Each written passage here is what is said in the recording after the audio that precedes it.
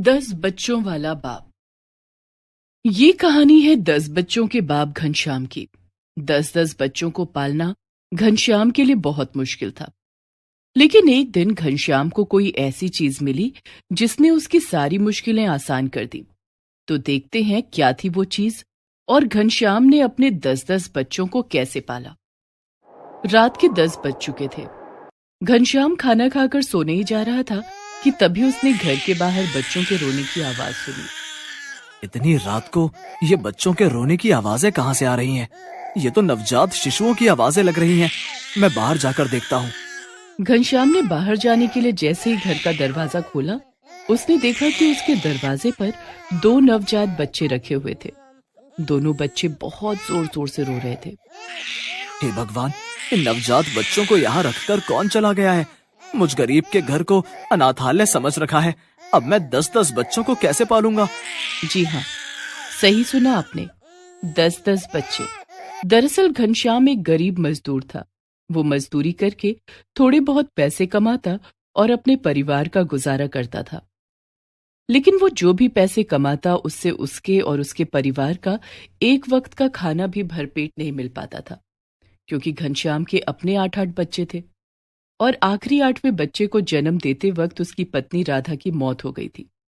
घनश्याम अकेला ही अपने बच्चों को पाल रहा था और अब तो घनश्याम के पास 10 बच्चे हो गए थे।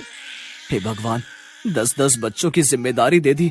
अब इतनी बड़ी जिम्मेदारी दी है तो इस जिम्मेदारी को निभाने के लिए भी कुछ इंतजाम कर दो। बेचारा घनश्याम उन दोनों मासूम बच्चों को दूध पिलाकर सुला देता है। दूसरे दिन अब इन दोनों बच्चों को छोड़कर काम पर कैसे जाऊं? अगर काम पर नहीं जाऊंगा तो आज रात के खाने के लिए पैसे कहाँ से आएंगे और इन बच्चों के लिए दूध का इंतजाम कैसे करूंगा? घनश्याम ये सब सोच ही रहा था कि तभी उसकी सबसे बड़ी बेटी त्रिशा बोली, बाबा, आप परेशान मत हो, आप अपने काम पर जाओ, इन बच्चों को मैं संभाल लूंगी। त्रिशा बेटी, तुमने मेरी बहुत बड़ी मुश्किल हल कर दी है। अब मैं काम पर जा सकता हूँ। तुम अपना और बाकी बच्चों का ख्याल रखना। 12 साल की त्रिशा घनश्याम की सबसे बड़ी बेटी थी। घनश्याम जब काम पर जाता तब त्रिशा ही सब बच्चों का ध्यान रखती। लेकिन आज तो उसे उन दोनों नवजात शिशुओं का भी ध्यान रखना था। लेकिन त्रिशा ने अपनी जिम्मेदारी बहुत अच्छे से पूरी की। शाम को जब घनश्याम घर लौटा, बाबा, मैंने उन दोनों बच्चों को दूध पिला दिया था और सब बच्चों को खाना भी खिला दिया था, लेकिन अब दूध खत्म हो गया है। अब हम रात में उन दोनों बच्चों को दूध कैसे पिलाएंगे? घनश्याम देखता है कि उसके पास सिर्फ 100 रुपए थे। वो मन ही मन सोचने लगता है, इतने पैसों में तो 9 लोगों के लिए खाना भी नहीं आ पाएगा। फिर इन दोनों बच्चों के लिए दूध कैसे लाऊं? काश मेरे पास कोई जादू होता तो मैं उस जादू से इन सब बच्चों को भरपेट खाना खिला पाता। घनश्याम त्रिशा से कहता है, त्रिशा बेटी, मैं थोड़ा आटा और दाल ले आता हूँ और दूध भी लेकर आऊंगा। तुम सबके लिए खाना बनाना, लेकिन मेरा खाना मत बनाना। क्यों बाबा, आपके लिए खाना क्यों ना बनाऊं? वो बेटी, आज मेरे पेट में दर्द है, मुझे भूख नहीं है। ऐसा कहकर घनश्याम राशन लाने के लिए घर से बाहर निकल गया। लेकिन त्रिशा सब समझती थी। हम सब भूखे ना रह जाएं, इसलिए बाबा आज खाना नहीं खाएंगे, लेकिन मैं बाबा को भूखा नहीं सोने दूंगी। उधर घनश्याम ने अपने हिस्से का राशन बचाकर उन्हीं पैसों से दूध खरीद लिया। त्रिशा ने सबके लिए खाना बनाया और खुद एक रोटी कम खाकर घनश्याम को एक रोटी खिलाई। बाबा, आज मेरे पेट में भी दर्द है, इसलिए मैं एक ही रोटी खाऊंगी। एक रोटी आप खा लो। मेरी बच्ची मुझसे झूठ बोलने लगी है। आपसे ही सीखा है बाबा। जिस तरह आप हम सभी बच्चों को भूखा नहीं रख सकते, उसी तरह हम भी आपको भूखा नहीं रहने देंगे। त्रिशा की बातें सुनकर घनश्याम की आंखों में आंसू आ गए। इसी तरह से दिन गुजर रहे थे। घनश्याम को जिस दिन अच्छे पैसे मिलते उस दिन वो खाना खाता, और जिस दिन उसे कम पैसे मिलते उस दिन वो खुद भूखा ही रह जाता। लेकिन अपने 10-10 बच्चों को वो कभी भूखा नहीं सोने देता। एक दिन घनश्याम रोज की तरह मजदूरी का काम ढूंढने के लिए सुबह सुबह घर से निकला। वो सड़क के किनारे किनारे चल रहा था कि तभी उसके पैर से कोई चीज टकराई। उसने देखा तो वो एक घड़ी थी जो बिल्कुल नई लग रही थी। घनश्याम ने उस घड़ी को उठा लिया। अरे, ये किसकी घड़ी है? ये तो बहुत महंगी लग रही है। लगता है किसी ने अभी अभी इस घड़ी को दुकान से खरीदा था। लेकिन मैं कैसे पता करूं कि इस घड़ी का मालिक कौन है? यहाँ तो आसपास कोई भी नहीं है। इसे बेच देता हूँ। इससे मुझे आज अच्छे पैसे मिल जाएंगे और तब तक इसे पहन लेता हूँ। ऐसा सोचकर घनश्याम ने उस घड़ी को पहन लिया और सड़क के किनारे किनारे चलने लगा। थोड़ी दूर चलने पर उसे अपने सामने से एक आदमी आता हुआ दिखाई दिया और वो आदमी घनश्याम को धक्का मारते हुए निकल गया। अरे, ये तो मुझे धक्का मारकर चला गया। क्या इसे मैं दिखाई नहीं दे रहा था? घनश्याम ने उस आदमी को आवाज लगाई, लेकिन उस आदमी ने पीछे मुड़कर भी नहीं देखा। तभी घनश्याम को एक और आदमी ने धक्का मारा और उसके सामने से निकल गया। घनश्याम सोचने लगा, क्या ये लोग अंधे हो गए हैं या फिर मैं ही किसी को दिखाई नहीं दे रहा हूँ? ऐसा सोचकर घनश्याम एक घड़ी की दुकान पर गया और दुकानदार से बोला, अरे भाई साहब, मैं अपनी घड़ी बेचना चाहता हूँ। लेकिन दुकानदार ने घनश्याम की बात का कोई जवाब नहीं दिया। तब घनश्याम ने सोचा कि मैं तो इसके सामने ही खड़ा हूं, लेकिन दुकानदार फिर भी मेरी बात का जवाब नहीं दे रहा है। तब घनश्याम ने अपनी घड़ी उतारी और दुकानदार की आंखों के सामने ले गया और उसे घड़ी दिखाने लगा। तभी अचानक दुकानदार घबरा गया और बोला, तुम कौन हो और दुकान के अंदर कब आए? मैंने तुम्हें अंदर आते हुए नहीं देखा। तो ये सब इस जादुई घड़ी का कमाल है। इसे पहनते ही मैं किसी को दिखाई देना बंद हो जाता हूँ और इसे उतारते ही मैं सबको दिखाई देने लगता हूँ। ये घड़ी तो मेरे बहुत काम आ सकती है। नहीं नहीं, मैं इसे नहीं बेचूंगा। और घनश्याम दुकानदार से बिना कुछ कहे दुकान से बाहर आ गया और उसने घड़ी बेचने का इरादा बदल दिया। इस घड़ी की मदद से मैं अपने बच्चों को भरपेट खाना खिला सकता हूँ।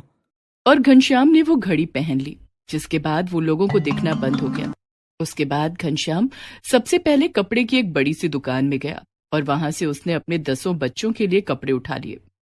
उसके बाद घनश्याम खाने की दुकान पर आ गया और वहां से उसने बहुत सारी फल, मिठाइयां और खाने के दूसरे सामान भी उठा लिए। और सबसे अंत में घनश्याम एक बड़ी सी राशन की दुकान में गया और वहां से उसने महीने भर का राशन उठा लिया। अपनी अपनी दुकानों से सामान को हवा में जाता हुआ देखकर सारे दुकानदार घबरा गए और कोई भूत या चुड़ैल का साया समझकर दुकान छोड़कर भाग खड़े हुए।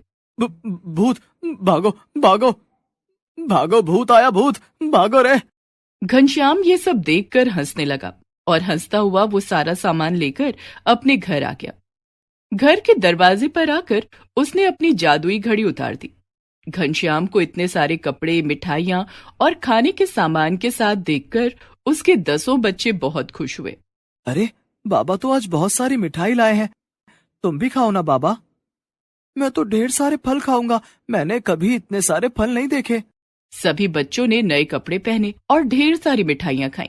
अपने बच्चों को इतना खुश देखकर घनश्याम भी बहुत खुश था। आज सबने पेट भरकर खाना खाया और सो गए। रात में सोते समय घनश्याम सोचने लगा, आज का दिन तो अच्छा निकल गया, लेकिन ये काम रोज रोज नहीं कर सकता। लोगों को शक हो जाएगा और मैं एक ना एक दिन जरूर पकड़ा जाऊंगा। इसलिए मुझे कुछ और काम करना होगा। ये सब सोचते सोचते घनश्याम की आंख लग गई। घनश्याम ने महीने भर का राशन तो घर में जमा कर लिया था, इसलिए महीने भर उसे काम की कोई चिंता नहीं थी। वो रोज सुबह अपनी जादुई घड़ी पहनकर घर से बाहर निकल जाता और लोगों की मदद करता। कभी वो किसी दुकान से चोरी करते हुए चोरों को पकड़ लेता, तो कभी किसी गरीब, बेसहारा और बुजुर्गों की मदद करता। इस तरह से घनश्याम भलाई का काम करता। पूरे शहर में गायब के नाम से घनश्याम की चर्चा हो रही थी। एक बार तो घनश्याम ने एक बैंक में डाका डालते हुए डकैतों को रंगे हाथों पकड़ लिया और उन्हें रस्सी से बांधकर पुलिस के हवाले कर दिया। इस तरह से घनश्याम ने बैंक के पैसे भी लुटने से बचा लिए और बैंक कर्मियों की जान भी बचा ली। ये सब देखकर पुलिस ने कहा, तुम जो कोई भी हो, तुमने हमारी बहुत मदद की है। तुम्हें सरकार की तरफ से इनाम दिया जाएगा, इसलिए अब तुम्हें हमारे सामने आना होगा। ये सुनकर घनश्याम ने अपनी जादुई घड़ी उतार दी और पुलिस के सामने आ गया। घनश्याम को देखकर सब लोग बहुत खुश हुए। तुम्हारा बहुत बहुत धन्यवाद। तुम नहीं जानते कि आज तुमने हमारी कितनी बड़ी मदद की है। इन डकैतों को पकड़ने के लिए कई महीनों से हमारी स्पेशल टीम लगी हुई थी, लेकिन हम फिर भी इन्हें नहीं पकड़ पाए। तुमने इन डकैतों को पकड़ लिया है, इसलिए तुम्हें सरकार की तरफ से 50,000 रुपए का इनाम दिया जाएगा और साथ में एक सरकारी नौकरी भी दी जाएगी। बहुत बहुत धन्यवाद मालिक। अब मैं अपने 10-10 बच्चों को आराम से पाल पाऊंगा। 10-10 बच्चे? हाँ मालिक, मेरे 10 बच्चे हैं, लेकिन गरीबी के कारण मैं उन्हें ठीक से खाना भी नहीं खिला पाता था। मैं चाहता तो अपनी शक्ति से कहीं से भी पैसे ले आता, लेकिन मैं अपने बच्चों को ईमानदारी की रोटी खिलाना चाहता हूँ और उन्हें ईमानदारी से जीना सिखाना चाहता हूँ। मैंने जिस जिस दुकानों से कपड़े और खाने के सामान उठाए थे, मैं अब उन सबको उनके पैसे वापस कर दूंगा। बहुत खूब, हमें तुम्हारी ईमानदारी पर गर्व है। और कुछ ही दिनों के बाद घनश्याम को सरकार की तरफ से 50,000 रुपए का चेक दिया गया और साथ ही उसी बैंक में गार्ड की नौकरी भी दी गई। उन पैसों से सबसे पहले घनश्याम ने उन सभी दुकानदारों को उनके पैसे लौटा दिए जहां से वो सामान उठाकर लाया था, और बचे हुए पैसों से घनश्याम ने अपने बच्चों के लिए कपड़े, खिलौने और मिठाइयां खरीदी। अब घनश्याम रोज ड्यूटी पर भी जाने लगा। घनश्याम और उसके 10-10 बच्चों के गरीबी के दिन दूर हो गए थे। घनश्याम ने अपने 10 बच्चों का नाम सरकारी स्कूल में लिखवा दिया था। अब मुझे इस जादुई घड़ी की जरूरत नहीं है, लेकिन मैं इस घड़ी को हमेशा अपने पास रखूंगा। हो सकता है फिर कभी इसकी जरूरत पड़ जाए। और इस तरह से घनश्याम अपने 10-10 बच्चों के साथ खुशी खुशी रहने लगा। बेटा बेटी एक समान, ये कहानी है सरिता और सोनू की। कहने को तो दोनों भाई बहन थे, लेकिन दोनों के बीच बिल्कुल नहीं बनती थी। सरिता 10 साल की थी और सोनू 8 साल का, लेकिन फिर भी दोनों के झगड़े ऐसे कि सारे घर को बीच बचाव के लिए आना पड़ता था। सोनू मान जा, दे दे मेरी गुड़िया, वरना बहुत मारूंगी तुझे। ऐसे कैसे मारोगी? मैं लड़का हूँ, तुमसे ज्यादा ताकत है मुझ में। आहा, बड़ा या ताकतवर, देखा था मैंने कल कैसे उस महेश से पिटकर आया था तू, और आते ही माँ के सामने फुद्दू की तरह रो रहा था। अरे तो वो महेश था और ये तुम हो, तुम्हें तो मैं यूं धूल चटा दूंगा। अच्छा तो चल फिर देखते हैं कौन किसको धूल चटाता है। ठीक है, आ जाओ फिर। अरे अरे अरे, ये क्या कर रही है सरिता? लड़की जात है, कुछ तो शर्म कर। चल जा अंदर जाकर चाय बना, तेरे बापू आने ही वाले होंगे। नहीं माँ, आज तो मैं इसकी सारी हेकड़ी निकाल कर ही रहूंगी। हाँ हाँ हाँ हाँ माँ, लड़ने दो हमें। आज देख ही लेते हैं कि किसमें ज्यादा ताकत है। नहीं बेटा, ऐसा मत कर, ये तो बावली है, पर तू तो मेरा समझदार बेटा है ना। लड़ते हुए हाथ पैर टूट गए तो कौन इसे अपने घर लेकर जाएगा? क्यों, मेरे ही हाथ पैर क्यों टूटेंगे? इसके भी तो टूट सकते हैं ना। सरिता चुप हो जा, मैंने कहा ना अंदर जाकर चाय बना। चल जा जल्दी। माँ तुम बहुत बुरी हो, हमेशा इसी का साथ देती हो। इतना कहकर सरिता रोती हुई रसोई में चली जाती है। कुछ ही देर में सरिता और सोनू के पिता रामकिशन घर आ जाते हैं। वो एक किसान थे और खेती करके अपने परिवार का पेट पालते थे। वो दोनों बच्चों से बहुत प्यार करते थे। उनकी नजर में सरिता और सोनू में कोई फर्क नहीं था। बापू ये लीजिए चाय। बिटिया क्या बात है, आज चाय कुछ कम मीठी है, गुस्से में बनाई है क्या? बापू ये सोनू को समझा लो, आप हमेशा मुझसे लड़ता रहता है। अच्छा, तो फिर से तुम दोनों की लड़ाई हुई है। कोई बात नहीं, जाने दे बिटिया, छोटा भाई है तेरा। नहीं बापू, वो छोटा है लेकिन फिर भी मुझसे ज्यादा अहमियत है उसकी। माँ और दादी भी उसे ही ज्यादा प्यार करती हैं। मुझे सब पता है, मैं लड़की हूं ना, इसीलिए कोई मुझे प्यार नहीं करता। अरे ना बिटिया, ये किसने कहा तुझसे? किसी ने नहीं, लेकिन मुझे पता है यही सच है। इतना कहकर सरिता रोती हुई वहां से चली जाती है। रामकिशन समझ गए थे कि इस बार बच्चों का झगड़ा बच्चों तक सीमित नहीं था। रामकिशन ने फौरन सोनू और सरिता को अपने पास बुलाया, साथ ही बच्चों की मां सरिता और उनकी दादी राजमती को भी। हाँ भाई, अब बताओ क्या परेशानी है तुम दोनों की? बापू मुझे तो कोई परेशानी नहीं है। और सरिता तुझे? सरिता बहुत कुछ कहना चाहती थी, लेकिन कुछ बोल नहीं पा रही थी। उसकी आंखों से बस आंसू बह रहे थे। रामकिशन ने फिर से सरिता से पूछा, सरिता बता बेटी, क्या परेशानी है? अरे कोई परेशानी ना है बिटुआ, ये लड़की तो बस ड्रामे करे है। घर के काम ना करने पड़े इसके लिए मेरे सोनू से लड़ती रहे हमेशा। अपनी दादी की बात सुनकर सरिता से रहा नहीं गया। वो गुस्से से बोली, मैं लड़ती हूँ दादी? अब इतना तो झूठ मत बोलो। माना ये सोनू तुम्हारा लाडला है, लेकिन मैं भी तो कुछ लगती हूँ तुम्हारी कि नहीं? जे देखो पिद्दी सी छोकरी कैसे जुबान लड़ावे है। रामकिशन समझा इसे, लड़की है तो लड़की जैसे बात किया करे। मां, लेकिन उसकी एक बार सुन तो लो। सरिता बिटिया, जो कहना है साफ साफ कहो। बापू, माँ और दादी हमेशा सोनू की ही तरफदारी करती है। वो सारे दिन कोई काम नहीं करता फिर भी। अच्छा, मैं कोई काम नहीं करता? मैं स्कूल जाता हूँ, पढ़ाई करता हूँ, और फिर बकरियों को चराने कौन लेकर जाता है? खेत जाकर बापू की मदद भी तो करता हूँ मैं। हाँ तो ये सारे काम तो मैं भी कर सकती हूँ। तू मेरे जितने काम करके बता तब मानू। ए सरिता, चुप हो जा। लड़का लड़की के काम अलग होते हैं। फालतू मत लड़ अपने भाई से। मालती, बोलने दो उसे। बापू, मैं भी स्कूल जाकर पढ़ना चाहती हूँ। चुप हो जा छोकरी, तू स्कूल जाके क्या करेगी? घर के कामन में मन लगा, वही तेरो काम है, समझी? नहीं मां, ये बिल्कुल भी ठीक बात नहीं है। बेटा हो या बेटी, पढ़ने का हक तो सबको है। सोनू की तरह अगर सरिता भी स्कूल जाने लगे तो उसमें बुराई ही क्या है? बुराई है जी। घर पर रहकर सिलाई कढ़ाई सीख ले, घर के काम सीख ले, वही बहुत है। स्कूल जाके पढ़ना और फिर नौकरी करके घर चलाना तो लड़कों के काम है ना। लेकिन ये किसने कहा कि लड़कियां ये सब नहीं कर सकती?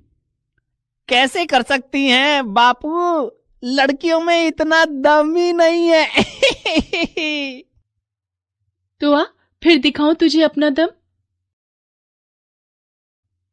अरे रे रे, रुको रुको बच्चों, लड़ाई से ये मसला हल नहीं होगा।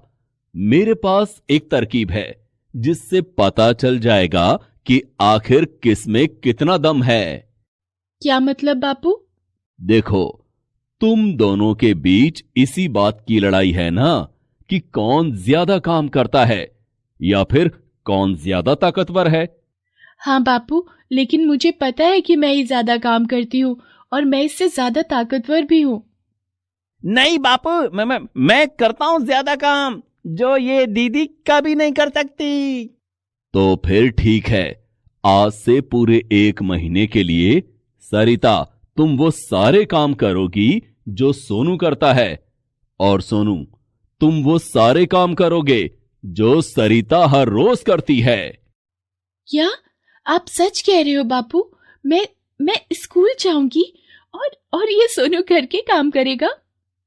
नहीं बापू, ऐसा कुछ नहीं करूंगा मैं घर के काम क्यों करूंगा? वो तो इसके काम है ना। क्यों डर गया? तो साफ साफ बोलना कि वो सारे तेरे बस के ही नहीं है। ऐसा किसने कहा? ठीक है, तो फिर लगी शर्त। वैसे भी तुम करती क्या हो? सारा दिन घर में पड़ी तो रहती हो बस। तो फिर ठीक है, आज से पूरे 1 महीने तक सोनू सरिता के सारे काम करेगा और सरिता सोनू के। और जिसने पहले हार मान ली वो ये शर्त हार जाएगा। और हां, एक बात और सुन लो, हारने वाले को हमेशा जीतने वाले की बात माननी पड़ेगी, ठीक है? दोनों बच्चे शर्त के लिए तैयार हो जाते हैं और उसी वक्त से दोनों के कामों की अदला बदली हो जाती है। अगले दिन सरिता सुबह सुबह तैयार होकर स्कूल चली जाती है और सोनू घर के कामों में लगा था। सोनू, ओ सोनू, मेरी चाय कहां है भाई? बाबा, वो मैं बस अभी लाया। सच तो ये था कि सोनू ने कभी घर के काम किए ही नहीं थे। उसे बड़ी मुश्किल हो रही थी, लेकिन फिर भी वो इस शर्त को हर हाल में जीतना चाहता था। इसलिए उसने अपनी माँ की मदद से घर के काम सीखने शुरू कर दिए। हालांकि ये सब करते हुए उसे सरिता की मेहनत का भी एहसास हो रहा था। चलो, धुल गए कपड़े। बाप रे, कितने सारे थे। चलो अब थोड़ी देर खेल कर आता हूं। सोनू, बेटा यहाँ आ तो जरा। नहीं माँ, मैं खेलने जा रहा हूं। लेकिन सरिता तो कभी बाहर नहीं जाती खेलने। वो तो हमेशा घर में ही अपनी गुड़ियों से खेलती है और अपनी माँ की हर काम में मदद करती है। रामकिशन की बात सुनकर सोनू का मुंह उतर जाता है। वो अपनी माँ की खाना बनाने में मदद करने चला जाता है। दूसरी तरफ सरिता बहुत खुश थी। उसे स्कूल जाकर पढ़ना बहुत अच्छा लग रहा था। हालांकि कुछ काम थे जो उस पर भी भारी पड़ रहे थे। सरिता, चलो ये बोरियां उठाकर अंदर रखनी है। क्या? ये सारी बोरियां? ये तो बहुत भारी लगती है बापू। हाँ तो सोनू तो मेरे साथ उठवाता है हमेशा। सोनू की तरह सरिता भी हार मानने वाली नहीं थी। वो पूरी ताकत से अनाज से भरी उन बोरियों को उठाने में अपने पिता की मदद करती है। ऐसे ही पूरा 1 महीना गुजर जाता है। न सोनू हार मानता है और ना ही सरिता। शाबाश बच्चों, मुझे खुशी है कि तुम दोनों में से किसी ने हार नहीं मानी। लेकिन इस शर्त से तो कोई फैसला हुआ ही नहीं। अब क्या करें? क्या 1 महीना और बढ़ा दें इस शर्त का? नहीं बाबा, नहीं। मेरा मतलब है कि मैं हार मानता हूं। बाबा, मुझे समझ आ गया है कि दीदी सच में बहुत काम करती है और ये घर के काम बिल्कुल भी आसान नहीं है। दीदी, मुझे माफ कर दो। अब से मैं कभी तुम्हें परेशान नहीं करूंगा और तुम्हारे खिलौनों को हाथ भी नहीं लगाऊंगा। नहीं सोनू, सच तो ये है कि तू ये शर्त जीता है। पढ़ाई इतनी भी आसान नहीं जितना मैं समझती थी, और उससे भी मुश्किल है खेत का काम, जो तू इतने अच्छे से कर लेता है। बहुत बढ़िया बच्चों, सही मायने में तुम दोनों जीते हो, कोई नहीं हारा। हैं? इसका क्या मतलब हुआ जी? दोनों कैसे जीत सकते हैं? क्योंकि दोनों ने एक दूसरे की अहमियत को समझ लिया है, इसलिए ये दोनों जीते हैं। मालती, सोनू, तुम्हारी दीदी पढ़ नहीं सकती ये सच नहीं है। वो तो मेरे पास पहले इतने पैसे नहीं थे कि मैं इसे स्कूल भेज सकूं, लेकिन अब मैंने फैसला कर लिया है कि सरिता भी अब से स्कूल जाएगी। मैं आज ही तुम्हारे स्कूल के मास्टर जी से मिलकर आ रहा हूं। उन्होंने मुझे बताया कि सिर्फ महीने की पढ़ाई में ही सरिता ने बहुत अच्छी परीक्षाएं दी हैं। लेकिन अगर ये स्कूल जाएगी तो घर के कामों में मेरी मदद कौन करेगा जी? ये दोनों मिलकर करेंगे तुम्हारी मदद। क्यों बच्चों, करोगे ना? दोनों बच्चों ने एक साथ सिर हिलाकर अपने पिता को हामी भरी और फिर एक दूसरे का हाथ पकड़कर एक साथ खेलने चले गए। रामकिशन ने भले ही बच्चों को सीख दी थी, लेकिन इस सब से मालती और राजवती भी बहुत कुछ सीख गए थे। उन्हें भी समझ आ गया था कि चाहे बेटा हो या बेटी, कोई भी एक दूसरे से कम या ज्यादा नहीं होता। Please subscribe this channel.